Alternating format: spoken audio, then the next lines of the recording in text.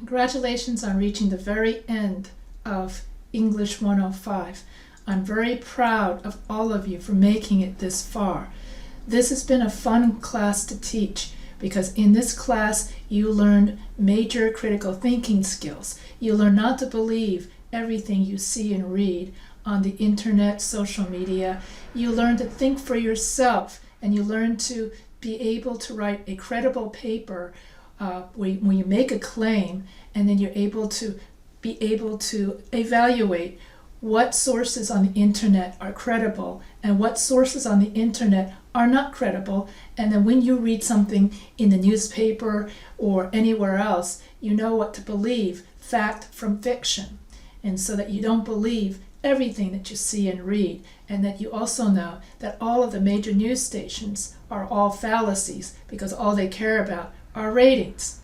So that this class is a class in media literacy where you know what to believe and what not to believe, and you learn the difference between scholarly sources, non-scholarly sources, and how important it is that when you make a claim, you have to use credible sources. And so we learned about kapow, in which you can tell and evaluate credible sources by making sure C, currency, current within 10 years, A, that it's written by an expert, P, which is purpose, where it's not an ad, O, objectivity, where you write both sides of an issue, and W, writing style, where it's got logos, where it's got logic, and that it's written in with a thesis statement and matching body paragraphs. You also learned how to persuade people to get your way, and you learned the seven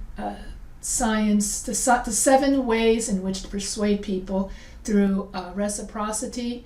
In other words, you make people owe you. You have similarity. You have, in other words, liking, in which people are more persuaded by people that are like them. And then you also learned about ethos, pathos, and logos.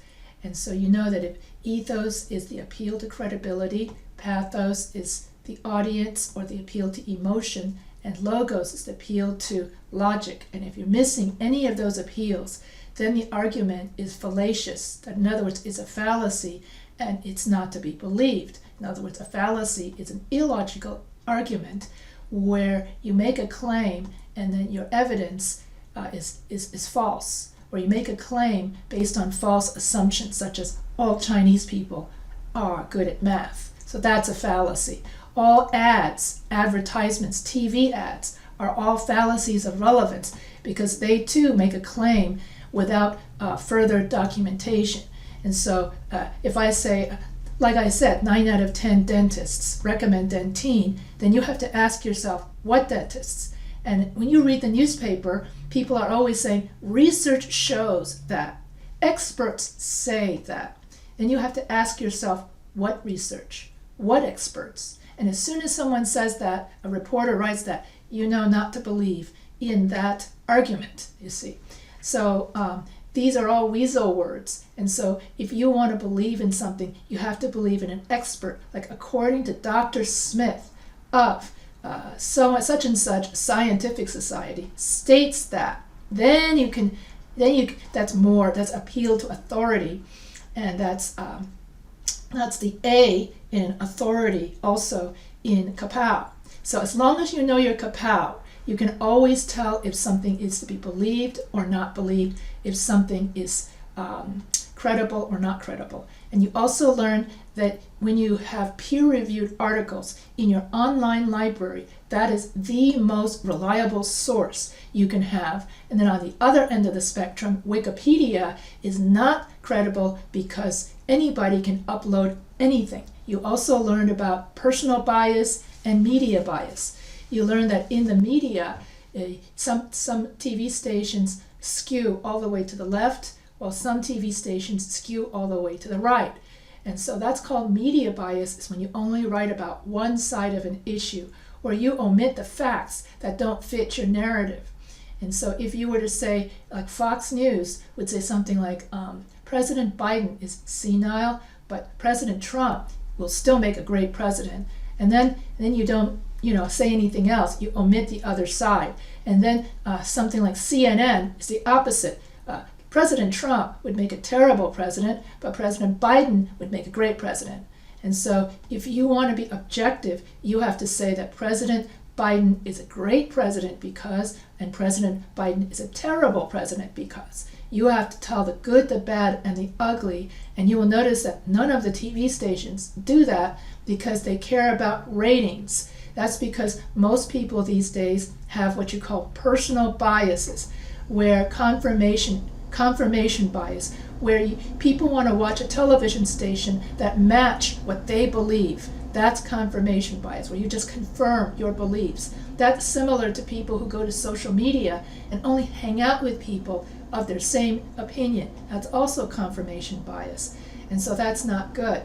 So that's one of the most, and then of course we learned about personal biases. We all have personal biases, such as biases against fat people, or a bias towards, like, you'd rather thin people are better looking or happy, young versus old, like ageism, gender bias, name bias, overconfidence bias, status quo bias. So we all have personal biases that are unconscious, that we are unaware of.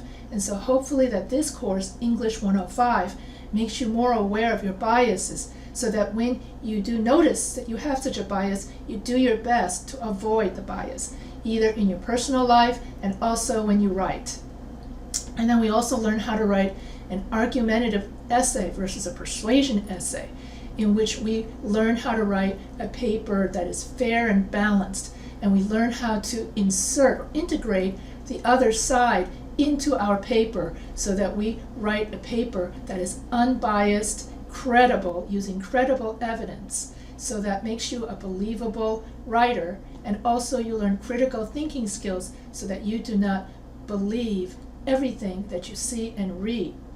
And so and also I wanted you to learn, so that when we take a class like English 105, media literacy, we are doing what God wants us to do. We are bringing order to chaos. Chaos being bias, racism, prejudice, things that are unbalanced. And then we bring balance and order by having critical thinking skills, by being aware of our biases, because God wants us to realize that humans are flawed. Humans have biases, humans make mistakes, and only God is perfect, and only God has no flaws, and only God can have the overconfidence bias, which is simply that you're better than everybody else because God is better than everybody else. And so we learn how flawed we are as humans, and by avoiding the bias, by avoiding racism, and by writing fair, balanced papers with credible evidence, we are bringing order to chaos in God's kingdom, because God put us here on earth to look after his kingdom, to be stewards of his kingdom. And each of us brings our gifts from God, and we are to use those gifts to benefit each other and to help and love each other. And we do this by, in this class, learning media literacy, so that we know what to believe and what not to believe. So I hope that you've enjoyed this class, and I hope that, and that we also learn that we are all made in God's image. God thinks we are all beautiful, and that's why God has no biases, because God loves us all, because God is love.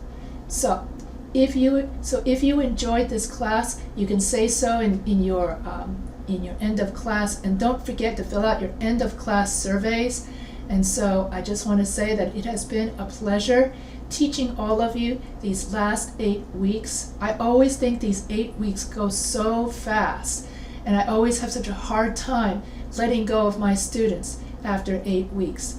And so I'll see you all at your graduation, and we can all take a selfie together, and then I can post that to all the other classes to encourage them to graduate. So I hope that you all enjoyed these last 8 weeks, and I hope to see you all at your graduation. So that would be, I think that's about it for this video. So see you all at your graduation. And for once, I'm not going to say, email me if you have questions. So see you all at your graduation, and I wish you all the best of luck.